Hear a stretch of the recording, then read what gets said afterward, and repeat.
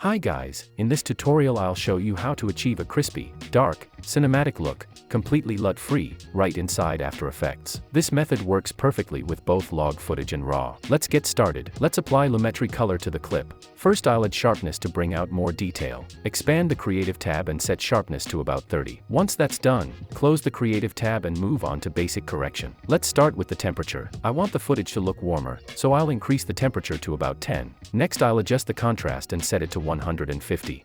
Contrast makes the darks darker and the brights brighter, adding more depth to the image. In my case the highlights are too bright, so I'll lower them slightly until the image looks balanced. Next I'll decrease the shadows, which will make the darker areas even darker and add more depth to the image. I'll also decrease the whites, which reduces the brightest parts of the image. Then I'll increase the blacks, which brightens the darkest areas and brings back some lost detail. The basic corrections are done for now. Next let's expand the curves. I'll create 3 points on the curve, one for the shadows, one for the midtones and one for the highlights. Let's start by adjusting the curve at the shadows. I'll lower it slightly, which will make the dark areas even darker and add more contrast. Next I'll pull up the midtones, which will brighten the overall image and make it look more lively. Finally I'll pull down the highlights, which will tone down the brightest areas and prevent them from looking blown out. Nice, the image looks clean, and I'm happy with the adjustments so far, but we're not done yet. Let's switch to the red channel, and I'll pull it up slightly, which will add more red tones to the image and give it a warmer, richer look. I'll skip the green channel and move to the blue channel. I'll pull down the blue slightly, which will reduce the blue tones and make the image look warmer. I skipped the green channel because adjusting it isn't necessary for this look,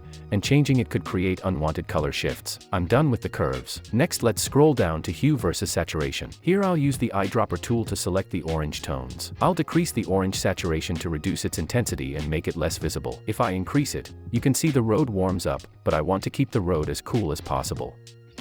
Next I'll use the eyedropper tool again to select the green tones and increase their saturation, making the greens in the video more vibrant and lively. I don't like the orange tones, so I'll increase them slightly. I think it looks much better now. Now I'll scroll down to the color wheels. Let's start with the shadows and make them colder, which will add blue tones to the dark areas and give the image a cooler, more cinematic feel. I'll keep the midtones and highlights warmer, which adds orange and yellow tones to the brighter areas, creating a nice contrast with the cooler shadows and giving the image a balanced, cinematic look. Nice, I like how the image looks, but it still needs some darkness, which we can add with the vignette. Let's set the amount to about -2. Then I'll decrease the midpoint, which brings the darkened edges closer to the center. Finally I'll increase the feather to 100, which softens the edges of the vignette for a more natural look. And we're done. The only adjustment I'll make now is in the shadows under basic correction. I'll decrease both the shadows and blacks to make the car appear darker and more dramatic. That looks awesome. Let's check the before and after.